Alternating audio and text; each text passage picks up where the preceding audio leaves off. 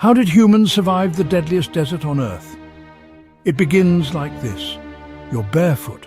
The ground beneath you burns like fire. Above, the sun is a merciless furnace. There's no map, no bottled water, no tools, just you, the sand, and the endless sky. You're in a prehistoric desert, thousands of years before cities, machines, or mercy, and every single thing around you is trying to kill you. The heat doesn't just burn, it boils your thoughts. You hallucinate rivers where there are only shimmering lies. Every step takes you closer to collapse, and yet, somehow, humans survived. Not just for days or weeks, but for thousands of years. Long before the pyramids, before kings, before gods, there was only survival. And nowhere was survival more brutal than the Sahara. Yes, the Sahara. Today it's a sea of sand stretching 9.2 million square kilometers. Back then it was a hellscape with moods. Sometimes a savanna, sometimes a salt pan. Sometimes the cruelest graveyard nature ever sculpted. No GPS, no camels, no caravans, just your tribe, your bones and whatever you could carry on your back. Prehistoric humans didn't live in deserts, they negotiated with them because, here's the truth, deserts don't kill you fast. They watch you die slowly. Your body becomes currency. First your sweat, then your blood, then your hope. So how in the name of all logic, did early humans not only survive but thrive?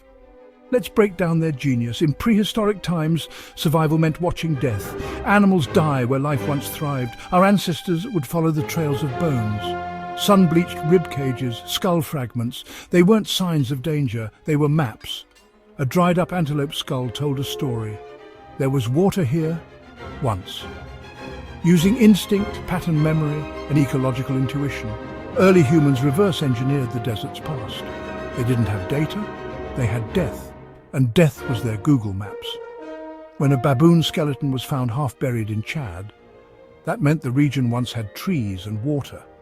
Baboon bones led to shelter.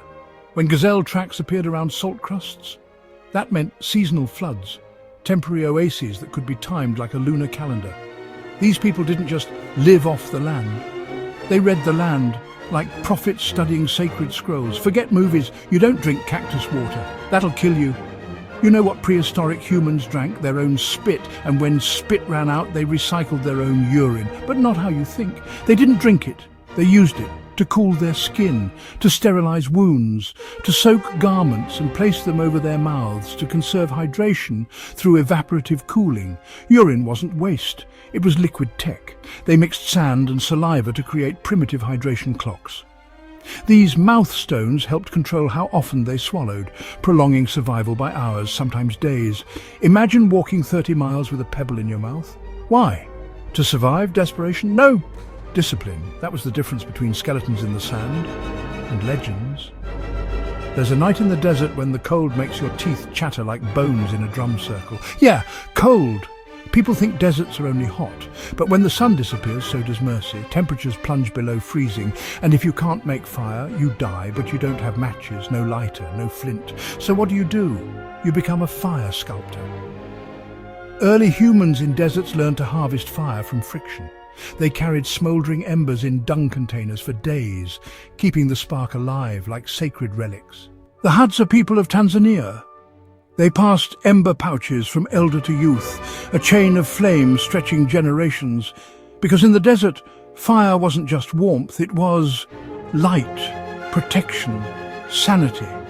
In pitch-black silence, surrounded by snakes, jackals and death, a single flame is the difference between forgotten bones and future ancestors. Let's get primal.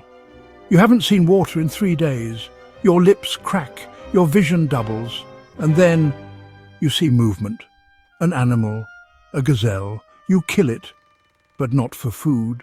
You drink its blood. Because in the desert, blood is hydration, rich in plasma and salt. Kept prehistoric humans alive longer than you'd imagine. And don't forget the eyes. They ate the eyes. Gelatinous orbs filled with fluid and nutrients. It wasn't gore, it was strategy. You don't have protein bars, you don't have Gatorade, you have intelligence and a knife made from obsidian.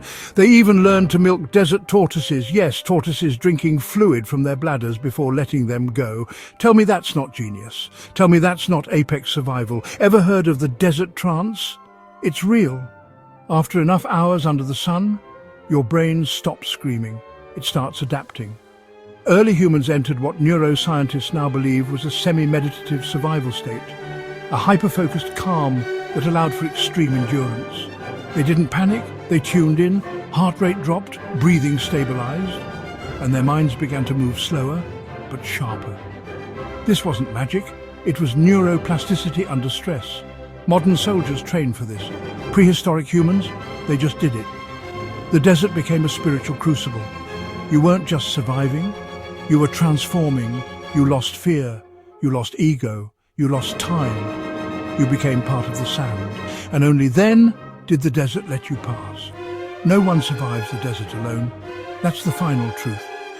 Prehistoric tribes survived because they moved like organisms, a single body with many limbs.